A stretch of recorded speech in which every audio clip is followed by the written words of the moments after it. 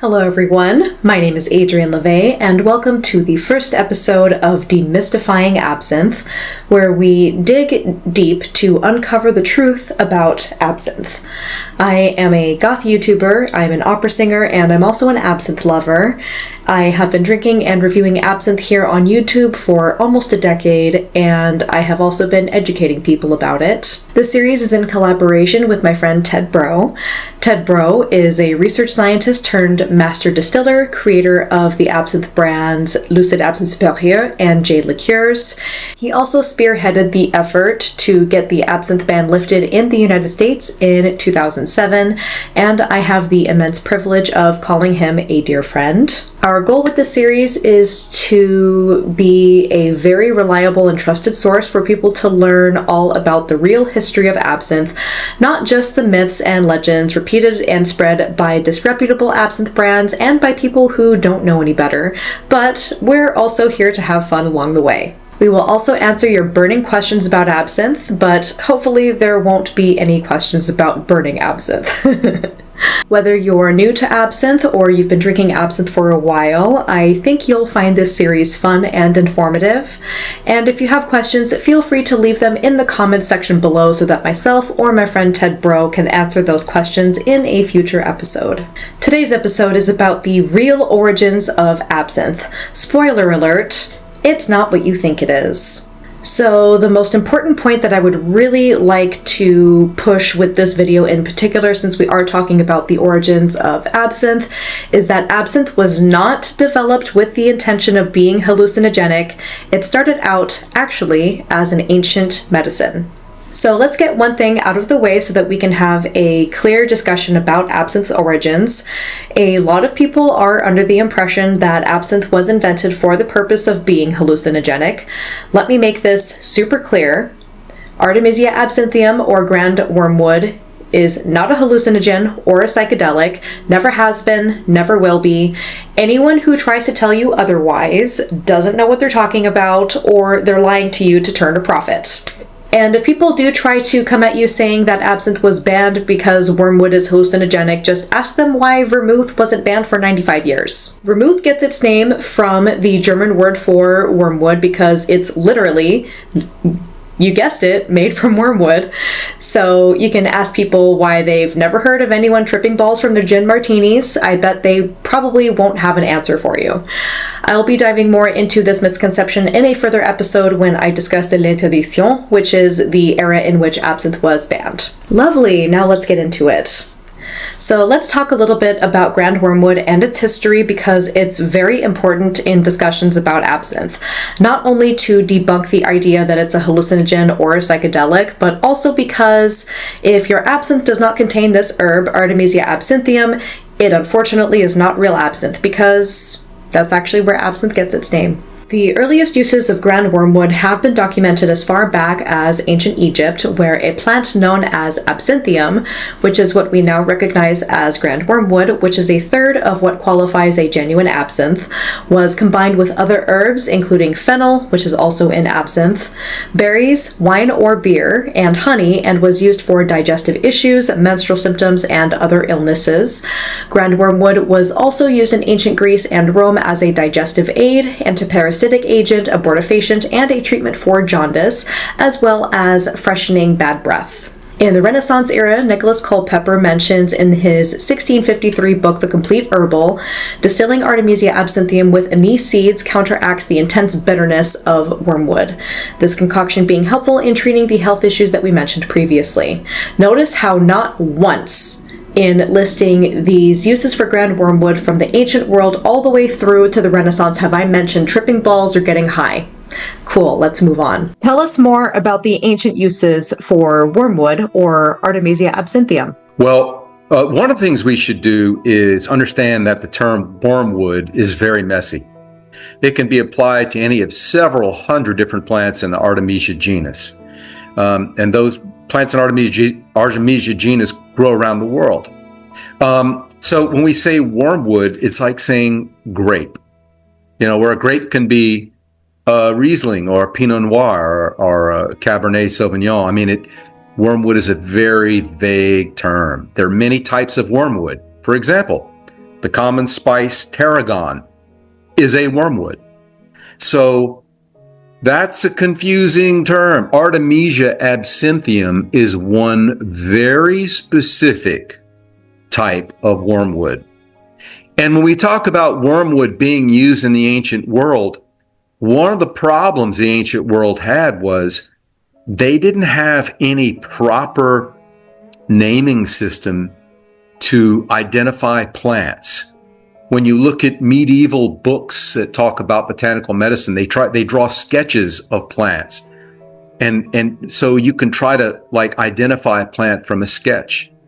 And it wasn't until Carl Linnaeus in the 1700s said that, hey, this is messed up and we need to get this sorted out. And he created a system of naming plants. The binomial, the two-name system, Artemisia absinthium. Oh, okay. So when we talk about absinthe, being used in ancient Egypt and things like that, well, are we talking about Artemisia absinthium? Or are we talking about Artemisia, I believe there's an Artemisia judaica from the Middle East, Artemisia herba alba, which is used for tea in places like Morocco and North Africa. So which one are we talking about? You see? So that's the thing. When we go back to antiquity, when we talk about wormwood being used for this or that, which wormwood? There are many, but only Artemisia absinthium creates absinthe. And that's what makes it special. Yeah, it is. The thing is now, one thing that they all have in common, or I should say maybe, I don't know about all, but one thing many of those wormwoods, especially from that part of the world, have in common is it's believed that they have uses as a stomachic, something that helps the stomach, good for digestion, sometimes a bit stimulant, not really in a drug-like way, but in something like a certain herbal teas would be.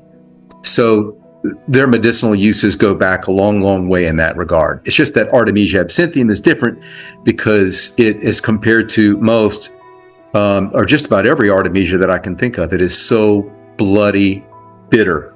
Very bitter. Very bitter, highly bitter, much more bitter than many other types of wormwood. But because of that bitterness is associated with being a traditional medicinal bitter, something that would help the digestive system when things weren't working correctly. So, but it's just hard to take any of it, any appreciable quantity, because it is so bitter.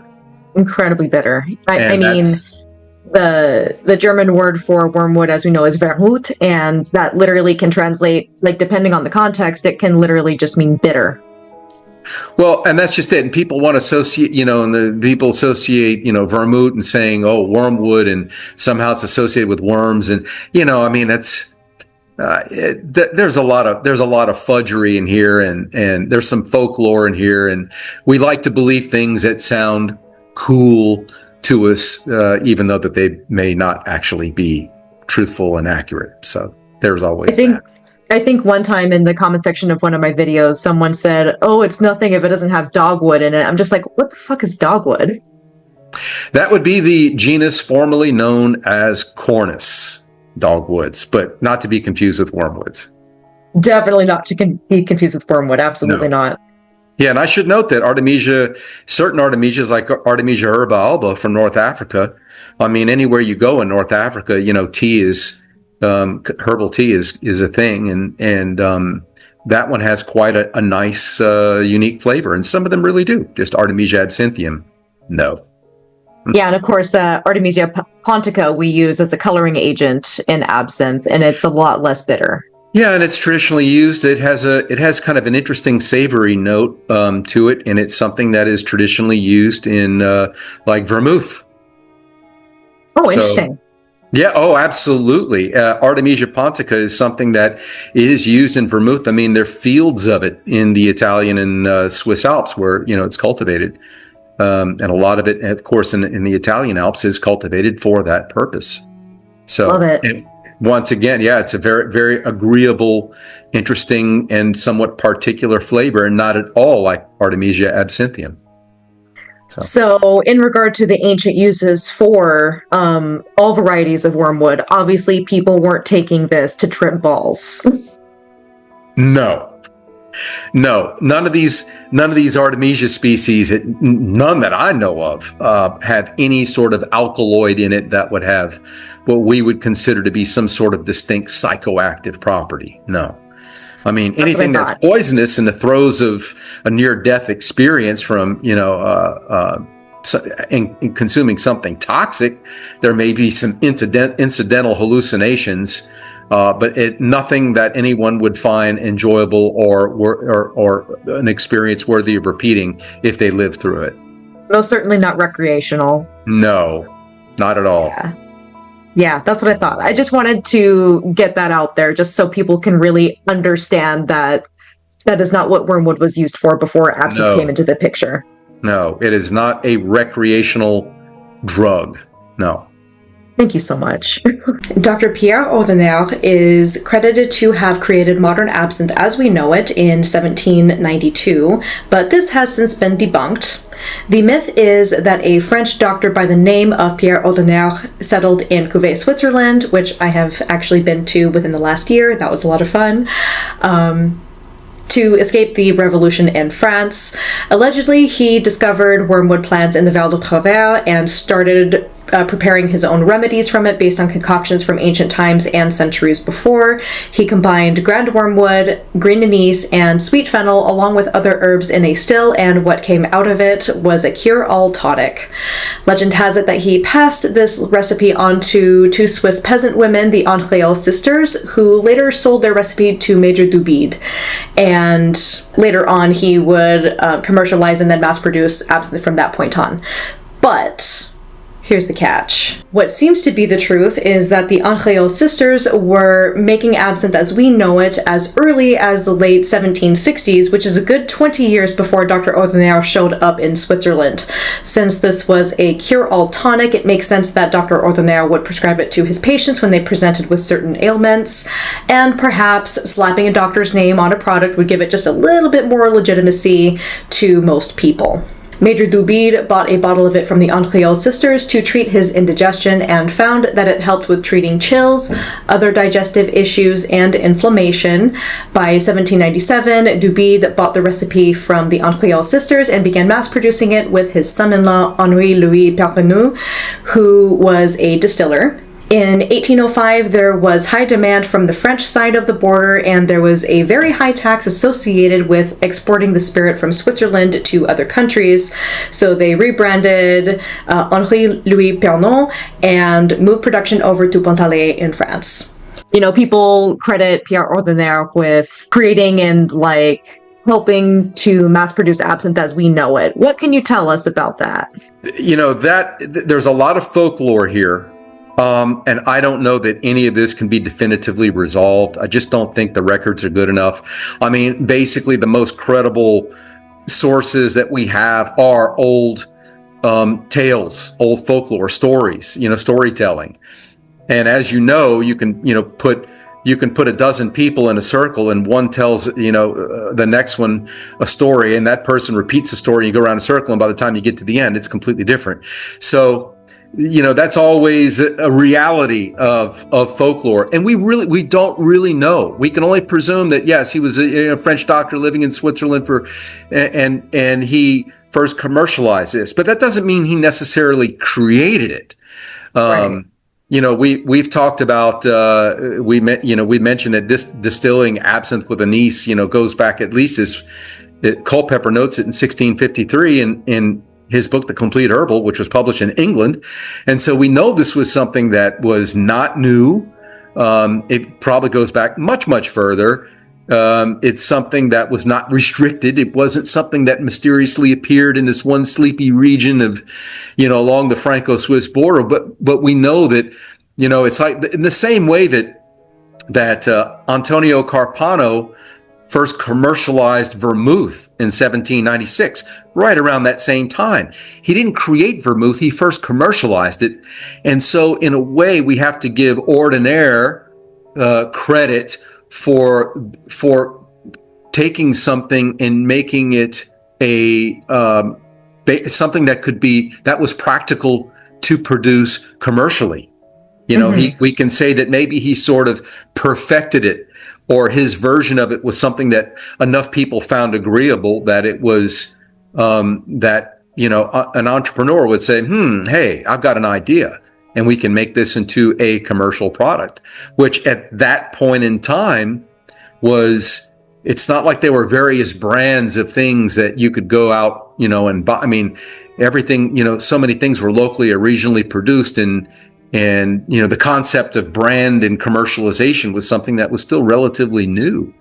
So we give him credit for that. We don't know exactly what he did. There's some question and some talk about how much credit do we give the Henriot sisters?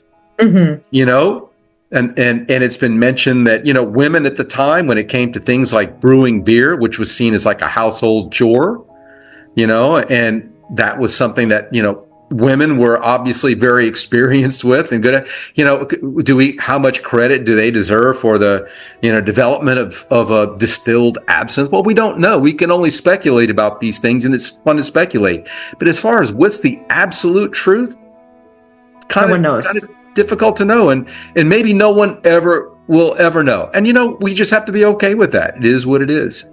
In the mid-1840s, there was a French military campaign to claim Algeria from the Ottoman Empire, which presented an unexpected opportunity for absinthe to shine. The young French soldiers realized that the campaign came with some difficulties, including the hot climate, as well as dysentery and other illnesses. To combat the unsanitary drinking water situation in Algeria, the soldiers were provided with absinthe, which they believed, when added to their water, would help to purify the water in areas where they were stationed. It's possible they figured out that adding water to their absinthe worked just a little bit better. There are so many depictions poking fun at the absinthe military, since these soldiers developed such a huge taste for absinthe. They had it not only while out in the desert, but also in Algerian cafes. When they returned to France from the war, they brought this taste and practice with them. These French soldiers back from the war would continue their habit of pouring glasses of absinthe and adding water to it in the cafes. This was observed by all classes of people and was especially deemed cool and fashionable for the time. Yeah, one of the things that's difficult for us to conceptualize, just we're victims of where we are in time. We're in we're in a modern society with the means to do what you and I are doing now. But once upon a time, and especially throughout the 19th century and going back to the 18th century, when plant preparations were frontline medicines, there were actually two groups of medicine: those that believed in plants and those that believed in chemical agents. And then there was a group that believed in both, who were called the eclectics. But the thing is, plant preparations and distilled plants were, distilled medicinal preparation were regarded as highly refined and stable, and consistent. And the French military, it's not, to us it seems kind of funny, but it's not odd to think that the French military at that time, issued rations of absinthe, because they believed that taking daily rations of this highly potent but very concentrated medicinal preparation would ward off fevers and sickness that came from conditions that were regarded as less than sanitary. Anytime that you put a great deal of people in a small place, especially in an area, where you have something like, unclean water, the problems will arise. One of the things that Napoleon championed for France, that he wanted every French citizen to have access to clean water. And you see in the center of French villages and towns today, artesian wells that were, put there to provide clean drinking water to the masses.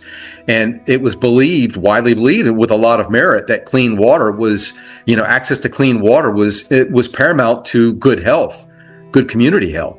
And so it's certainly not inconceivable, and it just flows into the belief that in an area where French soldiers were deployed, where clean water was a problem and sanitary conditions were an issue, that yes, that this would be something that would help them ward off sickness. And in doing so, inadvertently created what became known as the absinthe military.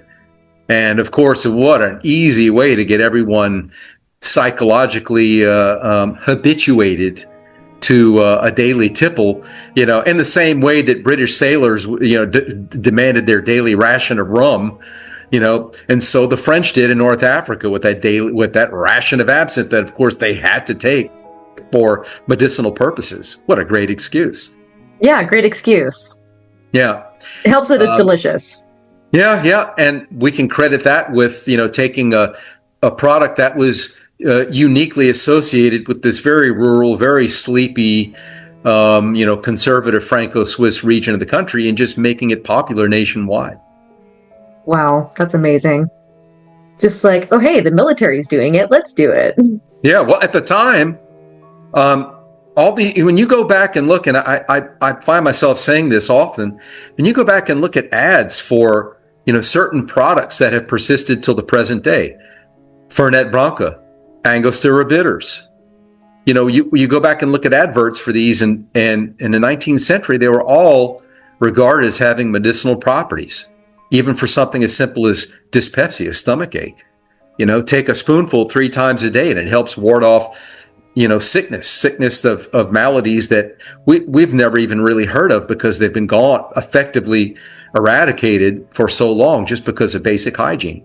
But once upon a time, people believed that, it was important to take these preparations daily to ward off sickness, and absinthe was just another one of those that became popularized for that reason. Love it. So this eventually gave rise to cafe culture in France. The Bohemians, who were of the lower and middle classes of Paris, especially the lower classes, would congregate in the cafes and share new thoughts, ideas, and criticisms of the time and society they lived in. Bohemians in France were pretty famous for drinking and smoking in excess, sexual freedom, and just being a free spirit in general. That was the whole point of being a Bohemian. Bohemians absolutely loved partaking in the classic French drip absinthe preparation ritual, becoming very inspired by the gorgeous transformation in the glass, as well as the liberating libation that absinthe provided. Absinthe was especially favored by artists, poets, writers, and musicians at the time because, one, it was inexpensive, particularly in comparison to wine at the time, which we will get into, and it also provides a famous clear-headed drunkenness where you feel artistically loosened up and creative, but still lucid enough to create coherently. But to be honest, that kind of depends on how many glasses you have in a short period of time. This is also one of the things I personally really love about absinthe. It doesn't make you sloppy drunk. And then it was around this time when absinthe earned the nickname La Fée Verte, which means the green fairy in French. And this has nothing to do with, oh, I hallucinated and tripped balls and saw green fairies, because that's an oversimplification that people like to push nowadays. But La Fée Verte, or the green fairy, is a symbol of artistic inspiration at this time. It had nothing to do with tripping balls, getting high, and seeing green fairies, okay? Let's just get that out of the way. And another reason why they called it the green fairy was because of the clouding effect that happened in the glass when you would add water to it. It's kind of mystical and opalescent and kind of otherworldly looking, so, who wouldn't think of fairies when they look at that? Talk to me about exporting to the New World. Exporting to the New World. Yeah, so as absinthe became popular in France in the mid-1800s, by that time, export to, everybody knows about European colonization of places all around the world, not the least of which was the New World. And being an American, I've done some study into this, and there were places around anywhere that had a port city of reasonable size. That was usually a center of some sort of cosmopolitan culture as compared to the rural areas of the interior. And here in the southern U.S., when you look at the mid-1800s, in the Old South, you find places like Charleston, South Carolina, Savannah, Georgia, Wilmington, North Carolina, of course, New York, Baltimore, Washington, and here in the Deep South, the New York of the Deep South, which was New Orleans, Mobile, Alabama. You find all these places where European goods were imported and traded for commodities like southern cotton, indigo, sugarcane. So a lot of trade back then, and finished goods from Europe, like spirits and wines and champagne, was a very bustling commerce. We see evidence of absinthe being imported into New Orleans very early on in the mid 1800s. But, New Orleans was a center of French culture. And in New Orleans, you had, for example, furniture makers that were making patterns of European furniture using local woods. And of course, European wines. When you look at stock lists for these importers, you find products that you recognize as being still around today. You find champagnes and cognacs. You find classic wines, Chateau Margaux. You find things like this that we know today. And you find old spirits and liqueurs. You find chartreuse. You find maraschino, kirsch. You find all the classic French products that were around back then. And one of those things that begins appearing is absinthe with its unique anise flavor. Really interesting when you look at old, they were called privies, outhouses, that people who are glass collectors dig up, areas where refuse were deposited back in those days.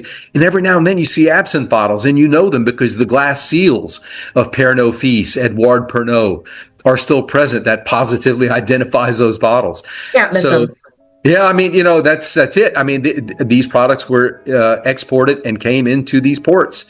I just recently posted on Facebook a menu of a very posh hotel in Mobile, Alabama, 1857, and the amount of French wines and Madeira that they had, and German wines.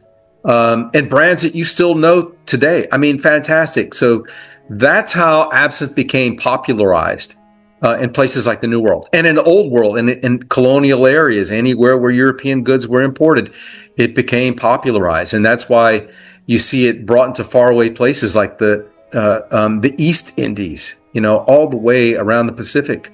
And it became popularized in all those places. Anywhere you had colonials and colonial goods, it was there. I find it really shocking, and you've brought this up in your book, where absinthe made it as far as my hometown area of Yakima, Washington, all the way back in the 19th century. That's shocking. Well, the invention of the cocktail, which is one creation that was unique and to American culture, had a lot to do with this, but the export, or the things like the Transcontinental Railroad, and of course the gold rush, and places that cities that popped up along the West Coast, Seattle, Portland, of course, San Francisco, and then Los Angeles. You found goods, people wanted comforts, and people who were, that spawned a bit of a cosmopolitan culture anywhere, and those people wanted the comforts of the larger cities and the places that they knew and the places they immigrated from. And yes, even in places like Yakima, Washington, there was a desire anywhere that you had a spot of culture or someone attempting to bring some culture into a very rustic, rural, blue-collar, logging town or something like that. Yeah, you would find, a bit of cognac, a bit of champagne, in a hotel, or yes, a bit of absinthe. Not unusual. I still absolutely love that story of the guy who's going to call on some ladies and wanted to take the whiskey odor away, and so he, sprinkles absinthe in his mustache to take that smell away, because absinthe is the only thing that's powerful enough to do that. Yeah, it's funny that something like that would appear in a newspaper, but back then a newspaper was like a poster board, of everything that was happening in the town, including small anecdotes that were funny. And yes, it is funny that some burly character from Yakima, Washington, well mustached, would be rubbing absinthe into his mustache to take the whiskey odor away. Yeah, absinthe perfume. Imagine that. Oh, yeah, imagine that. We haven't done that. Yeah, I wonder if he tripped balls. Sorry, I had to throw that in. No, you're good. I love it. So here's another myth that I would really like to touch on in regard to absinthe at the height of its popularity. Its golden age, shall we say. So through the last decade that I have spent reviewing absinthe as well as educating people about it, it seems that a lot of people are under the impression that absinthe was only enjoyed by the upper classes in the 19th century. I personally think that it might have something to do with the heftier price tag on absinthe nowadays compared to other spirits, so some people might assume that the higher price point was a thing back then too. However, that's not actually the case. If you look at all of the advertisements, artistic depictions of absinthe, and even photographs of people enjoying absinthe, you'll find it's a very wide range of classes of people that were enjoying absinthe. You'll find famous absinthe drinkers from the 19th century and early 20th century like Charles Baudelaire, Arthur Rimbaud, Paul Verlaine, James Joyce, Lewis Carroll, Ernest Hemingway, Oscar Wilde, Henri de Toulouse-Lautrec, and Vincent van Gogh. These were all or mostly people of lower or middle classes that were drinking absinthe. These were, at the time, by no means wealthy or upper class people. Again, just as an aside, I want to make this very clear for people who are still thinking that absinthe was made with the intention of making you high or trip balls in the 19th century. You're not seeing people in seedy dens drinking absinthe and getting high or tripping balls in these artistic depictions, photographs, and advertisements that I have been showing on the screen throughout this section. They're just out in public. They are drinking absinthe, they are chatting with their friends, they are having a good time after getting off work. Both men and women, that's another thing. It wasn't just men enjoying absinthe. We get lots of peeks into the fact that absinthe was mainstream and was widely considered the national drink of France. Absinthe and the partaking of it was also not an underground activity. I mean, check out the series of absinthe spoons that were crafted to commemorate the completion of the Eiffel Tower in 1889. You know, this was a really, really big deal. So there's one of the ones that I have in my collection. These are all reproductions, by the way. Here's another one, cute little Eiffel Tower design right there. And then here's another one that kind of looks like the Paris skyline right here along with the Eiffel Tower. Isn't that just gorgeous and so adorable? But yes, these were made because these were very commonly used tools during the height of absinthe's popularity. This wasn't an underground thing, not at all. And of course, on the subject of absinthe spoons, let's talk about that. Let's talk about what they are made for. You know what? I might as well just grab one of my absinthe glasses for a demonstration. So later, toward the end of the golden age of absinthe, let's just call it that, is when sugar became particularly popular. So in the 19th century, the French especially had like a really intense sweet tooth, definitely more of a sweet tooth than what we think about nowadays. And so in addition to adding water to their absinthe, they would also dissolve a sugar cube into their absinthe to make it just a little bit sweeter, and it had nothing to do with the bitterness of absinthe because when absinthe is made properly, it actually isn't that bitter. You know, some people would have you believe that because absinthe is naturally bitter, that that's why it needed sugar. A good absinthe should not need sugar. And we will definitely get more into that when we talk about our episode on how to find a good absinthe. So just doing a little demonstration here. This is from my collection of absinthe antiques. This glass is over 100 years old. I want to say this is from like the 1890s or something like that. Still very hefty. And so you'll definitely have a variety of different types of absinthe spoons and absinthe grills in order to rest the sugar cube on. This is another piece of my collection. This is a grill that is also over 100 years old. This is very rare and I'm very happy to have it in my collection. So with a grill, you would just kind of balance it in the rim of the glass like so. You know, look how cool that looks. Just love it. And then with like one of my Eiffel Tower absinthe spoons, same thing. It would just rest on the glass like this. Sometimes there was a little notch right here to kind of make sure that the absinthe spoon wasn't jostling around. And then same thing with this glass right here. Although I think this glass is just a little bit too big for this spoon. Bad example.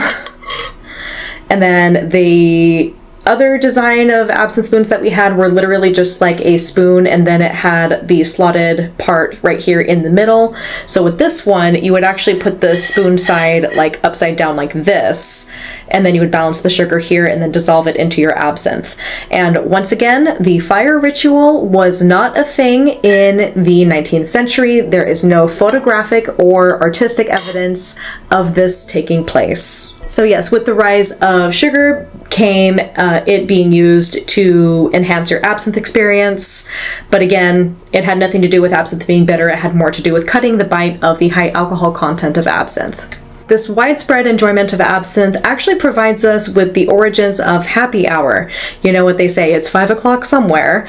In the early evening between 5 p.m. and 7 p.m. it was referred to as le revert, or the green hour, because it was the time of the day when absinthe was most likely to be consumed. There were even situations where friends would say, hey, meet me at the green hour at this cafe, when they wanted to arrange a meeting or hang out with one of their friends after work. I don't know about you, but I think that's super cute. Talk to me more about like the widespread influence of absinthe on cafe culture during its golden age. So like hanging out in the cafes and going to the Moulin Rouge and drinking absinthe, and all these artists and all these people that were out in public drinking absinthe and not like hiding in seedy dens and tripping balls. Tell me about that. Well, for Americans in particular, it's kind of strange to us because unless one has spent a lot of time in Europe, one doesn't really understand what the French call l'apéro, which is the aperitif hour, also prevalent in Italy and throughout Europe. And it's basically it's a very social time. Every day when people get out and get to the cafes and sit on terraces in good weather and have an aperitif. I mean, it takes a load off of whatever you've been doing all day. And the thing is, as Americans, I guess the closest thing we could associate with is something like happy hour, which is not really the same. It's not really the same thing. In Europe, it's a very social time. And whenever people would gather out on terraces at 5 o'clock, and it's a very social thing before dinner, and everybody catches a little buzz with something that's refreshing and stimulating. And absinthe, just played a unique role in that.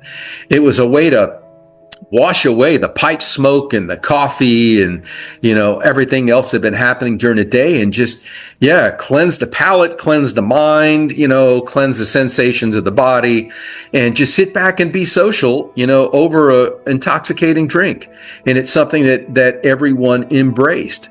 And what a lot of people they're not clear on is when you ordered an absinthe at a cafe back in those days, you got a glass with a shot of liquor in it.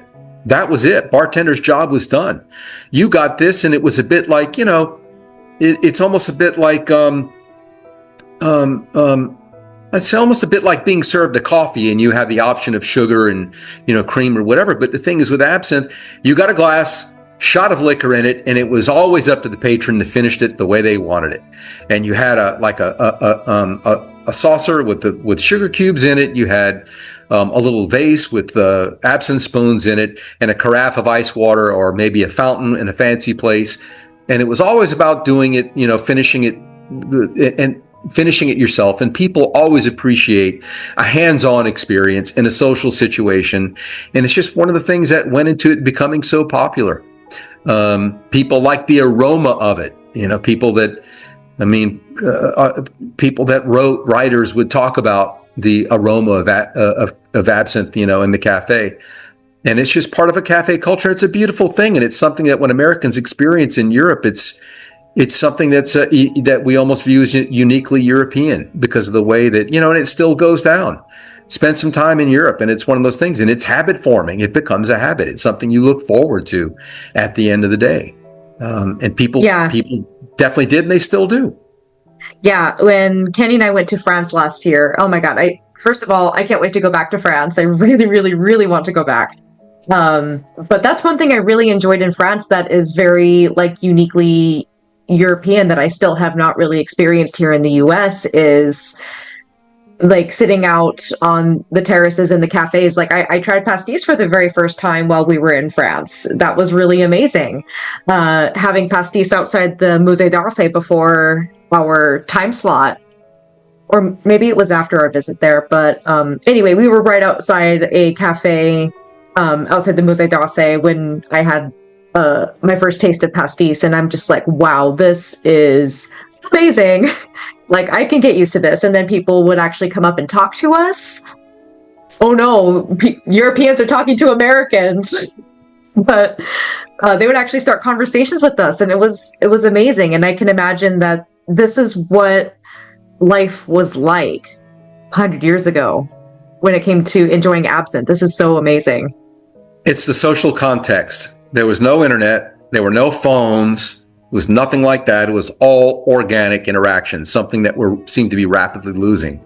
And when I'm in France at the end of the day, when I've been working in that distillery, long day doing mental, physical work, at the end of the day, I'm just ready I feel like I just need to just reset, relax. And first thing I do is go to a cafe and have a large Picon beer, which is the equivalent of a classic French cocktail. Look it up if you don't know what it is.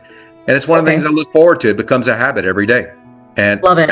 Absinthe was, yes, it was a habit forming, but not in the context that people like to think and expound upon in ways that are simply it's like, oh no, it's addictive. Right, it's addictive. No. Oh yeah, everyone is hallucinating in the streets. No.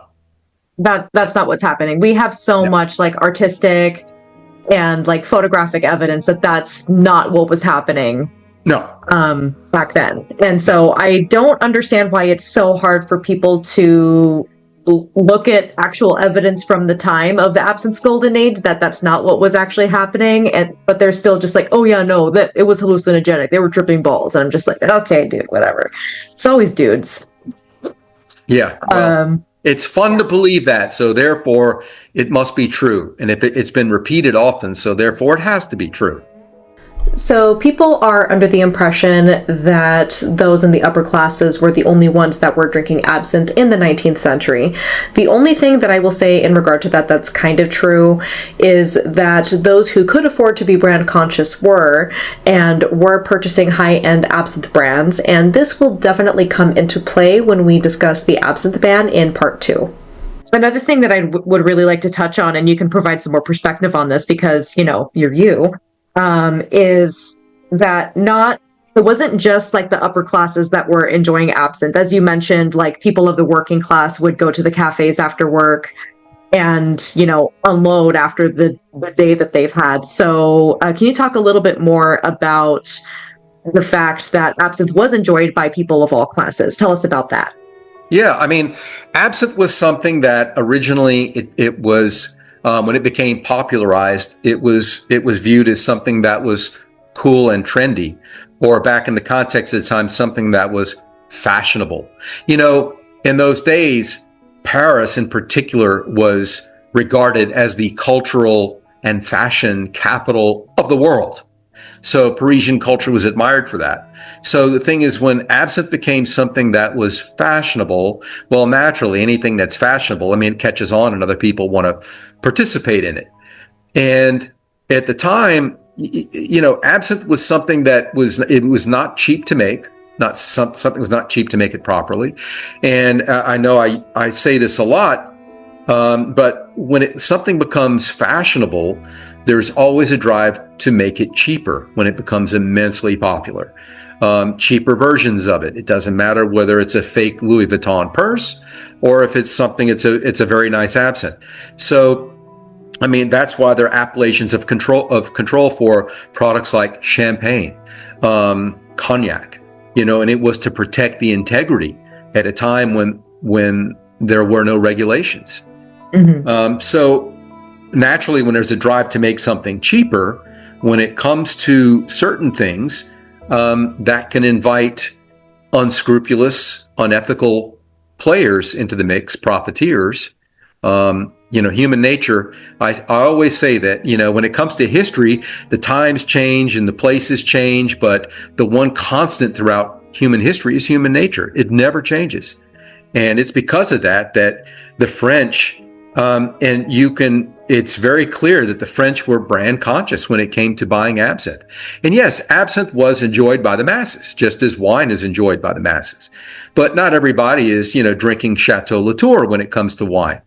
And in the same thing that when it came to absinthe, people that were of lesser means, they drank in establishments and where there were cheaper options available. It doesn't matter whether it's wine or beer, whatever. Absinthe was one of those things. The only problem is with absinthe, in particular, some of those cheaper options in the days before regulation could be dangerous. And they were very brand conscious. And the fact that, the largest and most widely exported brand of absinthe back in the day was Pernod Fils, Pernod and Sons. And that was, the name was imitated. There were imitations of the name. Oh. There was, Pernod Pernod Fils was Pernod. Well, you found, brands like Pernot or Piero or Paro. And there are all sorts of wordplay there. Yes, absolutely. And the Pernod company had fits with this because it seemed like they were always suing people for that because they were infringing upon their name. And it was too. Oh yes, there was even a brand of absinthe that was called La Même, which La Même in French means the same. Oh, the way. What do you have? La Même. Okay, what does that mean? Does that mean you were having what you were drinking, or La Même absinthe? So I mean, there was all sorts of trickery, to put it politely, just to trick people. And some of these brands of absinthe, that were quite suspect, they came with, beautiful imagery and things like that. So a person had to be very brand conscious back in those days because you don't know what you were getting. And that was always a question. And yes, commoners were drinking absinthe, as were people who were wealthy and, could enjoy the upper echelons of fashion. But as were classes of people in those days, as were classes of spirits and their quality. So it was just reality of the time. Cool. Well, thank you for that. That was actually very, very interesting. The shocking truth is that absinthe was actually cheaper to make than wine at the time. Shocking, right? Unbelievable. Mind blown. There was an epidemic that occurred in the 1850s, sparked by botanists from England that were gathering American grape stock. Unfortunately, these grape stocks were home to something called phylloxera. So American grape stock is resistant to phylloxera, but European grapes at the time were not. So phylloxera is a parasitic aphid that had almost completely wiped out the vineyards in France by the 1880s, which made wine very scarce and therefore very expensive. So people of the middle and lower classes couldn't really enjoy wine nearly as much anymore, so absinthe was the more reasonable and accessible choice. This even affected higher-end brands of absinthe at the time that were made with a base of grape-neutral spirit, but thankfully, they were able to switch to a different base at a much lower price, bases such as grain or sugar beet alcohol. But it's when the wine industry finally bounced back from the phylloxera blight that absinthe finds itself in great danger of getting banned. And this is where things get spicy. But you'll have to tune in to the next episode to find out how the wine industry recovering from the phylloxera blight changed the course of absinthe's future. There's so much there. That's the thing about this. I mean, with absinthe, you go into one subtopic and that branches off into multiple subtopics. And I think to study absinthe and absinthe history, I mean, if you really want to have a very good concept of the context of the times, I mean, you've got to branch off into so you've got to branch off into history, into colonial history. You have to branch off into botanical medicine. It helps if you can read some Latin to understand. I mean, there's so many things when it comes to the beginning of absinthe and have all these beginnings that were spread out to so many disciplines and cultures and whatever that all sort of come together and emerge through into one spirit. that's rooted and so well branched. So it's difficult for me to just pick out one thing I would like to say. And my gosh, I could go on for, a very long time and all sorts of different tangents, and it would become convoluted. But if anyone out there has any questions, specific questions about anything associated with absinthe, and anything associated, especially with the history or the makeup of it, or the origins or the evolution of whatever. I mean, I have over the years, I have delved so far into this topic and so many subtopics that there's something I can offer on all of it. Doesn't matter what the question is. It's never a bad or a dumb question. So I invite anyone to pose any questions. Give us your name and a question, and I would be happy to answer. It's a deep subject. Love it. All right, so now I'm going to dive into the question that my friend Ryan had. I don't know if you know Ryan, but he basically took over things at Delaware Phoenix Distillery after Cheryl passed away. Okay. So yeah, I was aware of Cheryl's passing. I didn't know what the situation was there now, but okay. Yeah, so lovely, lovely, sweet man. I actually met him at the Absinthiads last year when Kenny and I went to France and Switzerland for, our wedding anniversary and to celebrate my birthday. So that was great. So he called me up a couple nights ago, and he also has been really digging deep into the research about absinthe, and he wanted to ask you specifically. So my friend Ryan came across some records saying that the herb calamus was included in certain recipes in absinthe, but nowadays calamus in the United States is considered like a Schedule 2 or Schedule 3 drug nowadays and is not allowed in the US. And he was wondering if it's possible that any kind of psychoactive or psychedelic effects from the calamus would interact with the wormwood in a certain way that would give credence to the hallucination myth. I did tell him that I found it very unlikely, but I definitely want to give your perspective from my friend Ryan so that he can learn a little more about that from someone like you. All right. So topic absinthe, subtopic history of absinthe, subtopic historical botanicals used in absinthe, subtopic the origin of the folkloric uses of those botanicals, subtopic legality.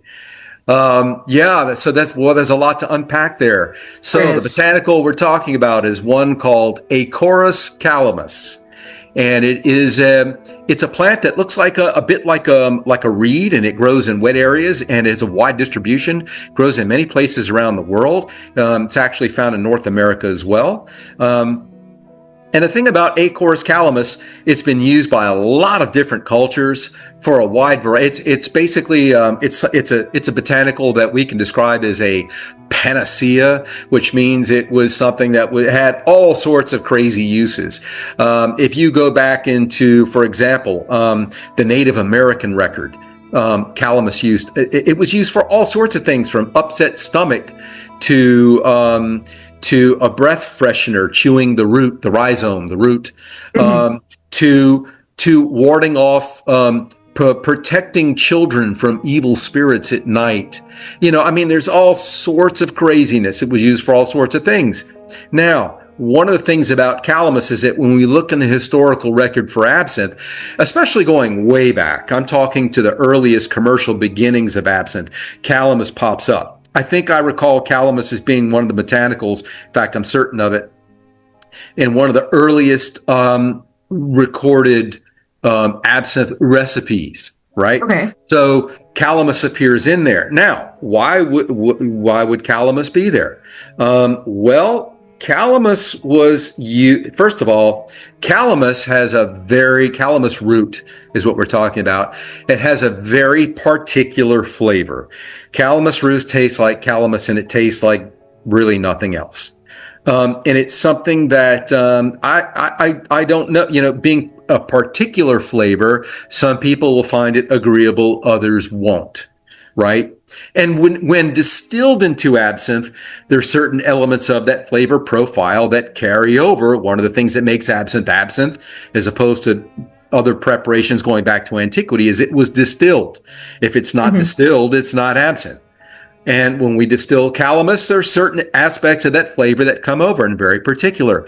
The thing is, I say that you find a calamus normally early on in absinthe is because maybe it was sort of phased out of later versions of commercial absinthe because it's something that just people found was a bit polarizing and maybe didn't taste that good. Maybe it wasn't really needed, which is why we find it early on. Now, whether you like it or not is subjective. But going to modern times, first of all, is calamus root hallucinogenic? I would not associate that with, again, if you consumed enough of it, which no one really should do. You know, can it, you know, be toxic enough to create? Maybe. I'm not going to explore that, but calamus, there's one problem with it that wasn't really known until the 20th century, and that is it contains something called beta-acerone. And beta-acerone is determined to be a carcinogen. So calamus has been banned. Now, it's not scheduled like a drug. No. It's just one of many botanicals that we find that are banned from all finished foods and beverages in the U.S., for example, and has been since 1968. So you can't use it. And I also might add that calamus is also banned in Europe, I think as of 1988 when the European Union, so it's banned in Europe as well. And you can corroborate that by searching the European Codex and search for calamus, and you'll see that it does appear. So it's something that it's no longer permitted in food and finished foods and beverages because of that.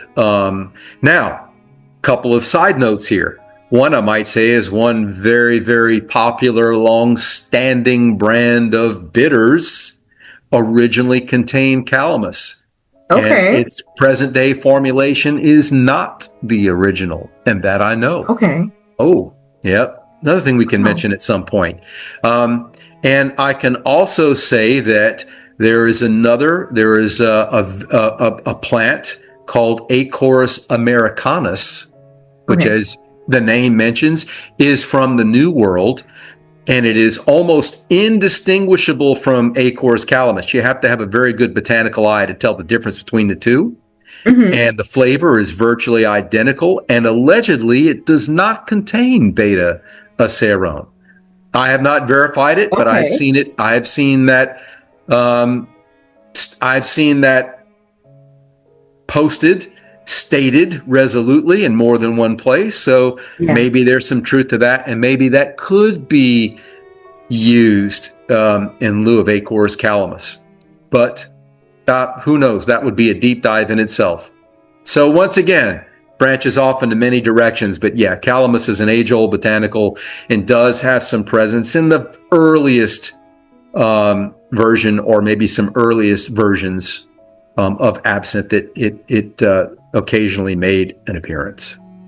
So with the flavor of it was it kind of like people who have like this cilantro gene where like, oh, cilantro tastes like soap to me, or is it just like, oh, hey, I don't like that flavor?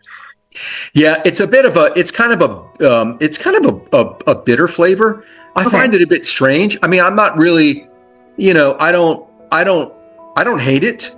It's one of those things that if you use it in some sort of, if you could use it in some sort of product, it would have a very particular flavor that like no one else could imitate. There's no replacement for it, so it's one of those that, it's kind of like the flavor of, I don't know, rhubarb or gentian. You just can't really, you can't really imitate it. It is its own thing. You can buy it from a herb shop. Dried calamus root. You just, and you can experience it. It's, kind of strange flavor, but like I say, you can't legally use it in any commercial food or beverage. No. Okay, good to know. Thank you so much for answering that question for my friend Ryan. I'm sure he'll really, really appreciate it. Sorry for the long-winded answer, Ryan, but I hope it resolves any ambiguity you might have had about Acorus calamus. No, I think that was super helpful, and that also might help with anyone else who's thinking, oh, there must have been some extra ingredient in absinthe back in the day that caused hallucinations, which of course we know there was something else at play, but it had nothing to do with like botanicals. Well, any botanical used in absinthe and in many other things. I mean, there's definitely a long-winded, historical context and answer about, that has to do with it and why it was chosen. So it is what it is. Perfect. Love it. So thank you so much to Ted for being here and expanding upon the things that we touched on in this video and adding more context. I find that is incredibly helpful and so fascinating. And again, if you guys have any questions about anything that we have brought up in this video, or if you have any questions about other topics that we may discuss, like in future episodes of Demystifying Absinthe, don't be afraid to ask those questions in the comment section below. Ted and I will do the best we can to answer those questions for you. And I love that he's actually taking the time to do that for us. So thank you so much, Ted. You're amazing. Yeah. Any questions you got, hit us with it. We'll answer them. We'll get them answered. Yeah. Clear the air. If you have any questions, please feel free to leave them in the comment section down below, and your comment might be featured at the end of a future episode of Demystifying Absinthe, and myself or my friend Ted Breaux will be more than happy to answer those questions for you at the end, or we may even make it the topic of a future episode as well, depending on how complicated the question is. So with all that being said, thank you guys so much for watching this first episode of Demystifying Absinthe. I hope you learned something, and if you feel so inclined, share this with your friend who has a tendency to spread incorrect information about absinthe. I hope they feel really called out. And make sure you hit that notification for more videos on absinthe, the goth subculture, gothic literature, and a little bit of opera, because we do a little bit of everything here. And thank you so much to my patrons for your support every single month. I really, really appreciate it. I literally could not do what I do without you guys. Thank you so much to everyone for watching. I really appreciate it. And you're amazing. I love you. I will see you guys next time. Bye!